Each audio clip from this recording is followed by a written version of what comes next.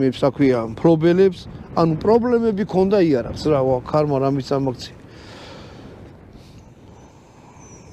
მერე რახან ეგეთი პრობლემები ქონდა, ცოტა კიდე გადააკეთეს კონსტრუქცია და უკვე აი ესეთი გამოუშვეს, აი ესეთი პისტოლეტი, რომელიც ახლა გვერდზე ჩანს, ჩემ გვერდზე, აი ეს.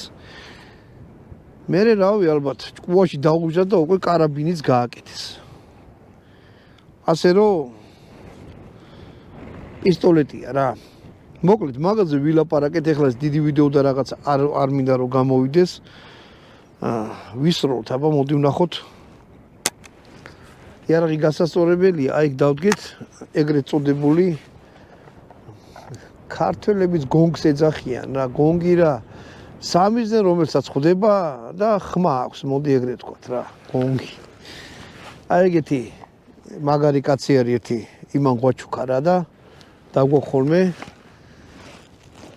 ცოტა მძიმე სატარებელია, მაგრამ არა უშავს. აი აქედან სამიზნემდე არის 20 მეტრი ვაზნა, აი ესეთი, მაგრამ ამ ვაზნისთვის 20 მეტრი არ არის ის რა ქვია